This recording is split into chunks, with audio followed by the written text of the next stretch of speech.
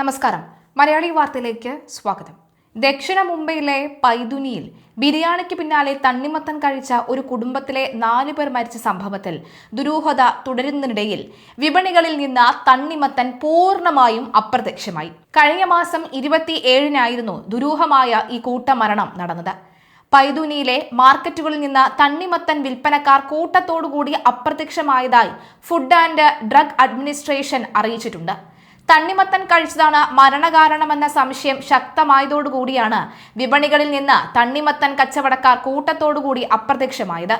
April 27 നടന്ന ഈ കൂട്ടമരണത്തിന് പിന്നാലെ യഥാർത്ഥ കാരണം കണ്ടെത്താനാകാതെ അധികൃതർ ഇരുട്ടിൽ തപ്പുന്നതിനിടയിലാണ് പ്രാദേശിക വിപണികൾ നിശ്ചലമായത്. പൈതുനി സ്വദേശിയായ അബ്ദുള്ള എന്ന 40 വയസ്സുകാരനും ഭാര്യ നസീമ എന്ന 35 വയസ്സുകാരിയും മക്കളായ ആയിഷ, സൈനബ എന്നിവരുമാണ് മണിക്കൂറുകളുടെ വ്യത്യാസത്തിൽ മരണത്തിന് കീഴടങ്ങിയത്. ഞായറാഴ്ച രാത്രി ബിരിയാണിയും തണ്ണിമത്തനും കഴിച്ചതിന് പിന്നാലെയാണ് ഇവർക്ക് കടുത്ത ശാരീരിക അസ്വസ്ഥതകൾ അനുഭവപ്പെട്ടത്. ഛർദിയും ദേഹാസ്വാസ്ഥ്യവും കാരണം അബോധാവസ്ഥയിലായ ഇവരെ ആശുപത്രിയിൽ എത്തിച്ചെങ്കിലും ജീവൻ രക്ഷിക്കാൻ കഴിഞ്ഞില്ല. ഒരുമിച്ച് ഭക്ഷണം കഴിച്ച കുടുംബം ഒന്നടങ്കം മരണപ്പെട്ട് വലിയ നടുക്കമാണ് മുംബൈയിൽ ഉണ്ടായിരിക്കുന്നത്. മരണകാരണം തണ്ണിമത്തനിലെ വിഷാംശമാകാമെന്ന നിഗമനത്തിൽ ഫുഡ് ആൻഡ് ഡ്രഗ്സ് അഡ്മിനിസ്ട്രേഷൻ അന്വേഷണം ആരംഭിച്ചെങ്കിലും പരിശോധനയ്ക്കായി ഒരു തണ്ണിമത്തൻ പോലും കണ്ടെത്താനായില്ല എന്നതാണ് വിരോധാഭാസം നിലനിൽക്കുന്നത്. പൈതുനിയിലെയും സമീപ പ്രദേശങ്ങളിലെയും മാർക്കറ്റുകളിൽ നിന്ന് തണ്ണിമത്തൻ വിൽപ്പനക്കാർ രാത്രിക്ക് രാത്രി ഒന്നടങ്കം മുങ്ങിയിരിക്കുകയാണ്. ഉദ്യോഗസ്ഥരുടെ നടപടി ഭയന്നാണോ അതോ മനഃപൂർവ്വമാണോ ഇവർ മാറി നിൽക്കുന്നത് എന്ന് പോലീസ് അന്വേഷിക്കുന്നുണ്ട്. കുടുംബം പഴം വാങ്ങിയത് എവിടെ നിന്നാണ് എന്ന് കണ്ടെത്താൻ ബന്ധുക്കൾക്കും സാധിച്ചിട്ടില്ല ഇതുവരെ. സംഭവം ദക്ഷിണ മുംബൈയിൽ വലിയ പരിഭ്രാന്തിയാണ് സൃഷ്ടിച്ചിരിക്കുന്നത്. ക്രോഫോർഡ് മാർക്കറ്റ്, ബൈക്കുല തുടങ്ങിയ പ്രധാന വ്യാപാര കേന്ദ്രങ്ങളിൽ തണ്ണിമത്തൻ വിൽപ്പന കുത്തനെ ഇടിഞ്ഞു.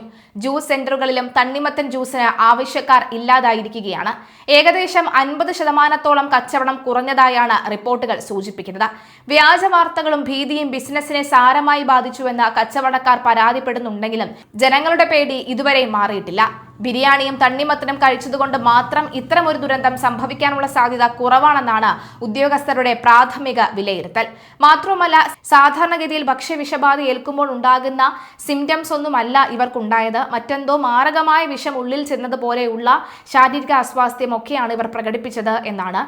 ഈ ഭക്ഷ്യവിഷബാധ ഏറ്റ് ഇത്രയും നിമിഷത്തിനുള്ളിൽ തന്നെ ഈ 4 പേരും ഒരുപോലെ മരണപ്പെടാനുള്ള സാധ്യത വളരെ കുറവാണ് എന്നും ഡോക്ടർമാർ വിലയിരുത്തിയിരുന്നു. ഇനി ആന്തരിക അവയവങ്ങളുടെ രാസപരിശോധനാ ഫലം പുറത്തു വന്നാൽ ശേഷം മാത്രമേ എന്താണ് യഥാർത്ഥ കാരണമെന്ന് വ്യക്തമാവുകയുള്ളൂ. ഇതൊരു വിചിത്രമായ കേസായിട്ടാണ് ഈ FDA കാണുന്നത്. ഭക്ഷണത്തിൽ ഏതെങ്കിലും തരത്തിലുള്ള വിഷാംശം കലർന്നതാണോ അതോ തണ്ണിമത്തൻ വേഗത്തിൽ പഴുക്കാൻ ഉപയോഗിക്കുന്ന രാസവസ്തുക്കളോ വില്ലനായതാണ് എന്ന് കണ്ടെത്തേണ്ടതുണ്ട്. കുടുംബം കഴിച്ച ഭക്ഷണത്തിന്റെ ബാക്കി ഭാഗങ്ങൾ ലാബ് പരിശോധനയ്ക്കായി അയച്ചിരിക്കുകയാണ്. പരിശോധനാ ഫലം പുറത്തു വന്നാൽ മാത്രമേ ദക്ഷിണ മുംബൈയെ ഈ മുനമ്പിൽ നിർത്തിയിരിക്കുന്ന ഈ മരണങ്ങളുടെ യഥാർത്ഥ രഹസ്യം പുറത്തു വരികയുള്ളൂ.